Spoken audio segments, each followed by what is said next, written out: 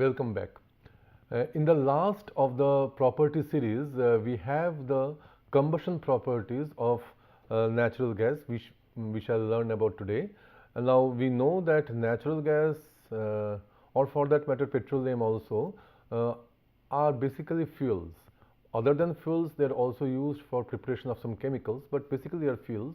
So any fuel is characterized by some properties which make them suitable for our consumption. And what are those properties? Because these fuels will be undergoing oxidation or combustion, and due to the combustion of these fuels, they will release energy, and this energy is used for some purpose, for some use. So we have to understand that what are those properties which determine the efficacy of a particular fuel. So this relates to the combustion properties of the natural gas. So in this we shall learn the following properties. One is the first calorific value, then Vob number which is associated with the calorific value, then we have the methane number, ignition temperature, flammability limit, adiabatic flame temperature, flame velocity, and we have the combustion air ratio. So these are some of the properties which we shall be looking into in this particular lecture. So let us come first to the calorific value. Calorific value represents the heating value of the particular fuel. And that is the first thing we have to know whenever we are choosing any fuel. This is the first property which should be known for the particular fuel.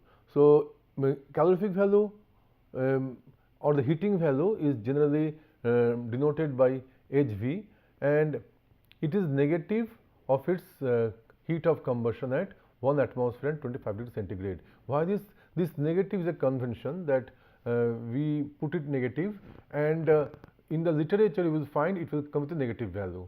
So this is important for us to know that it is minus some value will be there, and it is given for some standard condition. The standard condition is 1 atmosphere and 25 degrees centigrade. Because unless we give standard conditions, the same fuel may release different amount of energy, because after all these are obtained from combustion reactions, and reaction depends on the temperature, pressure. So to standardize it, to compare the various types of fuels, we need to standardize the condition at which the fuel is getting combusted. So that is why this calorific value relates to the value obtained at 1 atmosphere and 25 degree centigrade.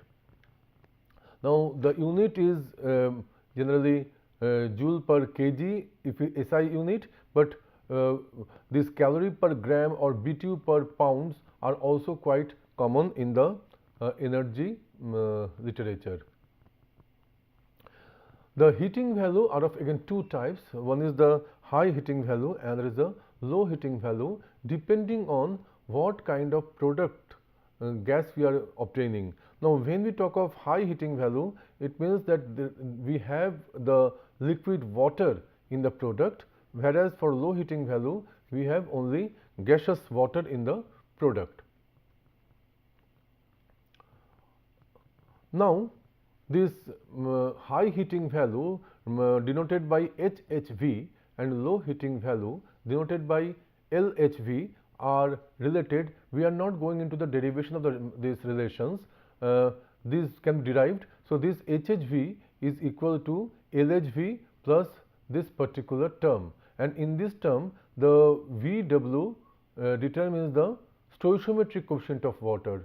Stoichiometric coefficient of water tells us about that what is the molecularity, or how many molecules of water is produced during this combustion reaction. In general, any kind of combustion reaction produces, if it is completely combusted, produces carbon dioxide and water. Okay. So this presence of water changes the calorific value.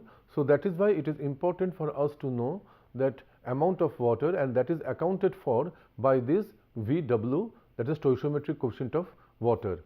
And then we have the latent heat of vaporization, because this determines that whether the water will be remaining as gas or liquid. As we can see that if the water is remaining in gaseous phase, because if whatever energy is produced due to combustion and whatever products are formed due to combustion, those products are first they are coming as in the gaseous phase.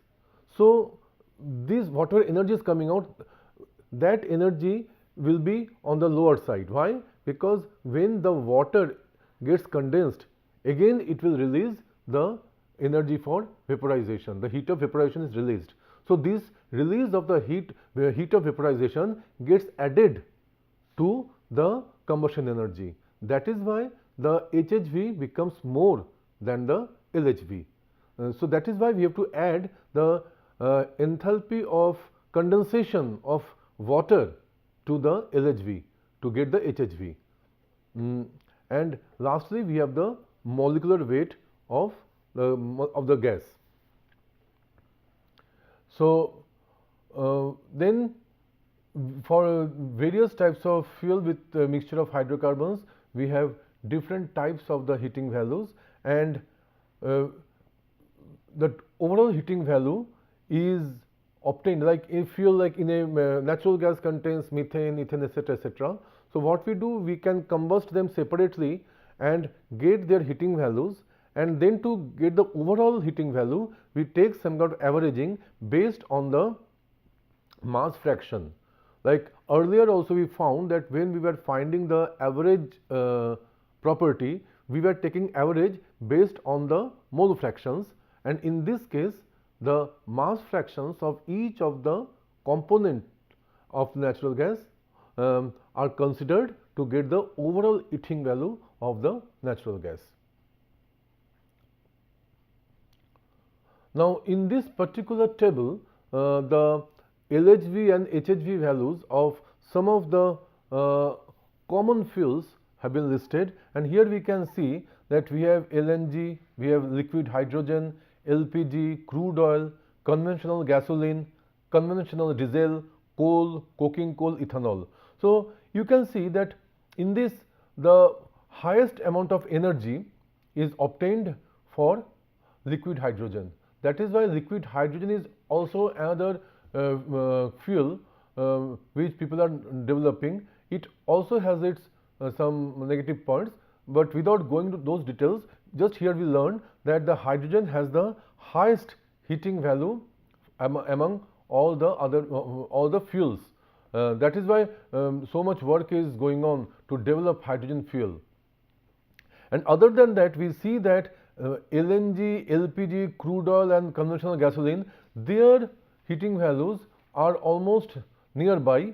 On the other hand, coal, coking coal, etc., ethanol, they have quite low heating values. That is why we are emphasizing more on the hydrocarbon based fuel oil, and so LNG has another advantage that it is quite less polluting than the other LPG or other things. That is why so much emphasis, and that is also available in a good quantity in the earth. So that is why we are learning about this LNG.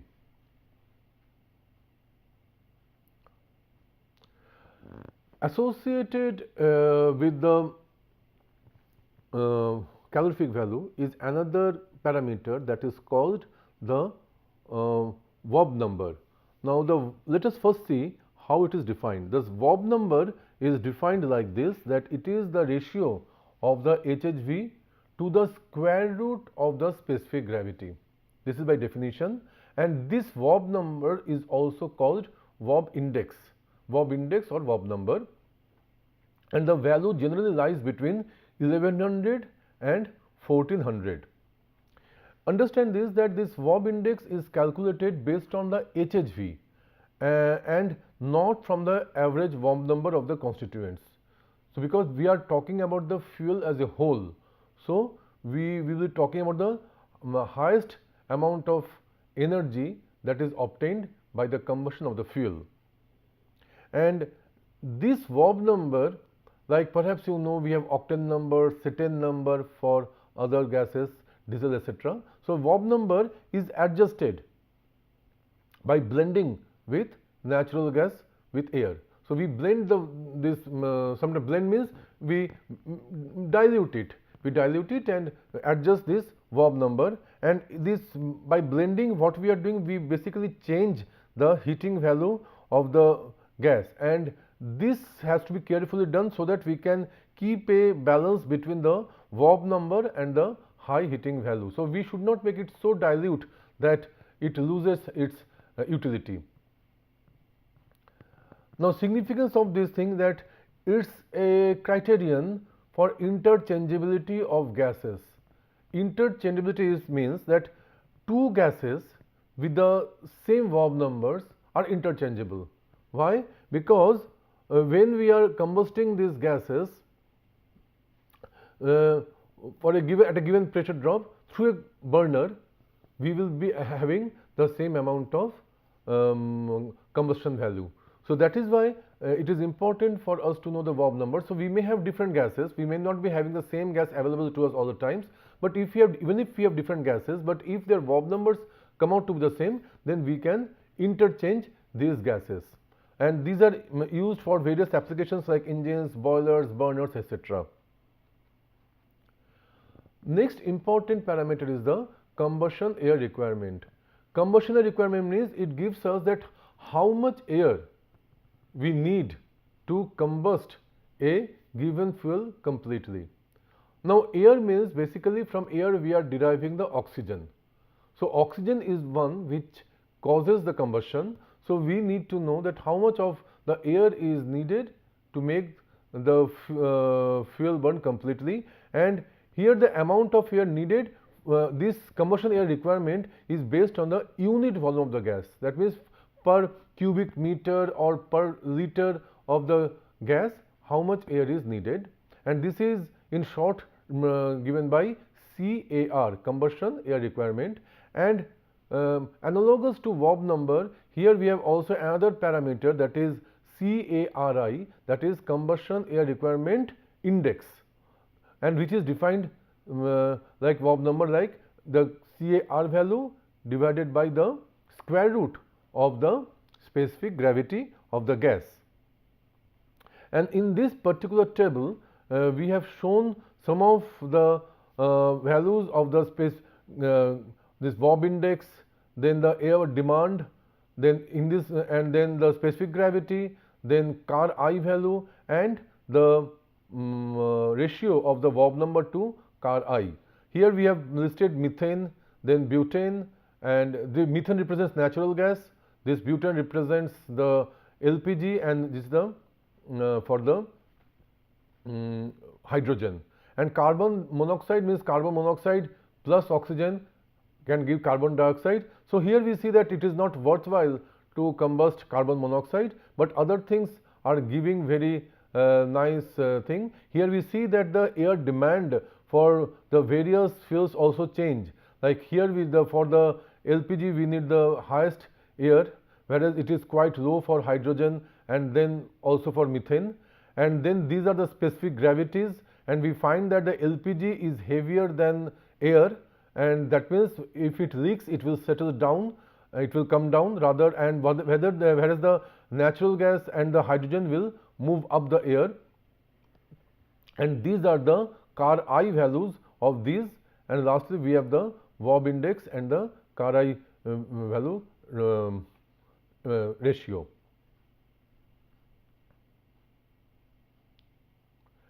Next we have the methane number. Methane number is another parameter which is used for the characterization of the natural gas. This signifies the tendency of the fuel to auto-ignite. Auto-ignite means without any pressurization or temperature thing, it will on its own it will ignite in the presence of the oxygen. So that is given by methane number, and two gases with same methane number have same resistance to auto-ignition. So here we see that methane number is given arbitrarily, make a scale of methane number. In the scale, the 100 methane number is given to methane and 0 to hydrogen. It means hydrogen has less tendency to self-ignite in the presence of air, whereas methane will be igniting very quickly, much easier, easier than hydrogen. And various gaseous fuels are compared with this hydrogen methane ratio. Next is the ignition point. Ignition point, we also know from the combustion literature that it represents the lowest temperature at which a volatile material will get vaporized into gas and will be igniting with some external flame. So, gas has to volatilize. That means suppose we are using some liquid fuel like kerosene, like diesel, like gasoline. So, first these things have to go into the vapor state and then they will ignite. So, of course, natural gas is unless it is LNG, it is already in the vapor state. So, first vaporization followed by the combustion. So, the temperature which will be needed to first cause the vaporization and then combustion, the minimum temperature, that temperature is called the ignition temperature. That means if the ignition temperature is lower, then that particular fuel will be easily combusted and it will be easily used for getting the energy. Then we have flammability limits. Now, we have to understand that flammability means it is not that any fuel we take will be flammable at any temperature, pressure. Why? Because if fuel can get combusted only if it has the supply of oxygen. Without oxygen, nothing can happen. So, what are the limits? What is the minimum amount or the maximum amount at which? Because if the amount of fuel is very, very low, then also it may not get enough combusted, and if it is too high, it may be so that it is not getting enough oxygen supply to make it combusted. So, these limits, that what are the minimum and maximum limits for making the fuel burn, are given by the flammability limits.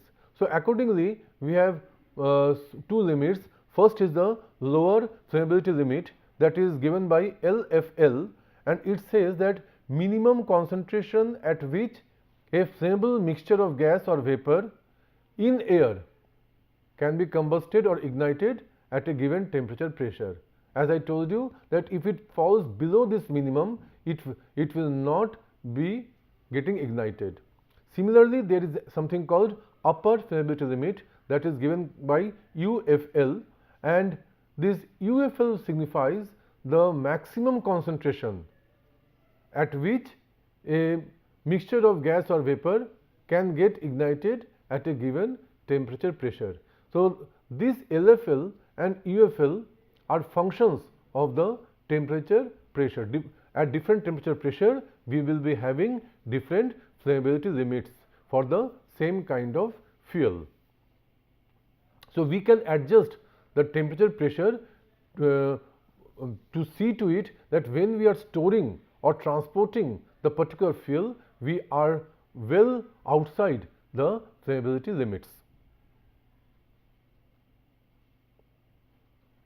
Next, we have theoretical flame temperature, which is also called sometimes the adiabatic flame temperature. What it means that whenever we are combusting the fuel, there will be release of energy and that will cause the temperature shoot up. So, this temperature that results from the complete combustion of the fuel, and the conditions are that there should not be any external work transfer or heat transfer or any changes in the kinetic or potential energy of the system. Only then whatever combustion happens, that means we are not compressing it or we are not supplying heat from the outside. So, all these things will not be done under natural condition. Whatever combustion takes place, complete combustion takes place, from with that whatever temperature is reached, the maximum temperature reached is called the theoretical flame temperature. And why it is important? Because the maximum temperature of the exhaust gases due to adiabatic and isobaric combustion and dissociation of fuel in excess air. So, this is the maximum temperature and it is used for designing various types of equipment in the sense that if I know the highest temperature attainable by the particular fuel, I have to choose a suitable material of construction of the various types of equipment. Otherwise, what will happen? This high temperature may cause damage to the particular equipment. So that is why it is important for us to know the theoretical flame temperature. Next, the flame velocity. Now, as you have seen and observed around, that whenever some particular combustion or there is some kind of fire any place, you see that also the places around that place of combustion get affected if the fire gets spread. So there is spreading of fire, and the spreading of fire determines the speed at which the other associated areas, surrounding areas, can get affected. So this flame velocity is a very important parameter to understand the danger from the combustion of any fuel. So first let us see the definition, that it gives the speed at which an unstretched laminar flame propagates through a quiescent mixture of unburned reactants. So quiescent mixture means the mixture is stagnant, quiescent, it's not moving here and there, and the unstretched means we are not trying to make some external effort to stretch the particular flame. It is just on its own, whatever is coming out, that is moving away, that is spreading here and there. That is the flame velocity. Because if suppose I am using a fan, the flame may be forced to propagate at a separate velocity. So it is not by some external means, on its own how much it is spreading in the surrounding areas. That is given by the flame velocity. And sometimes it is also called laminar flame speed, because the process, the velocity is not too high, it goes in laminar fashion. So it is called laminar flame speed. The significance of these are that it gives fundamental knowledge about the diffusivity, reactivity, and exothermicity, means how the flame will diffuse through the air and surroundings, and the reaction rates, which are reaction, because after the combustion are reactions between the oxygen and the particular fuel, and how much energy is getting released, and that energy release is important because that energy is also carried by the flame. So it is this kind of information is provided by the flame velocity, and these information are necessary for designing of engines and to predict and to protect any kind of explosion, whether there will be explosion or not, and if there is explosion, how we can protect it. All these information are given by the flame velocity. And in fuel tank venting, because venting means we release any kind of overpressure is happening in the fuel tank, so that may not lead to any kind of combustion in presence of the air, and we vent it out into the atmosphere, and these things, all these things are given from the flame velocity. And here in this particular table we have provided the methane numbers of some of the components like methane, ethane, propane, etc., and also nitrogen, and we can see that nitrogen has very low methane number. And lastly, we come to the combustion properties, typical combustion properties of natural gas. Here we have give you some typical values, like the ignition point, it is quite high. The flammability limits, we see it goes from 4 to 16 volume% in air. Then theoretical flame temperature, it is about 2000, which is quite more than the instant temperature as expected. And then we have the maximum flame velocity as 0.3 meter per second. We can see that it is not much, it is only 30 centimeter per second. Then specific gravity is about 0.585, which is, that means it is lighter than air, and the Wob index is 1328. And these are the references which you may refer to learn more about these topics. Thank you.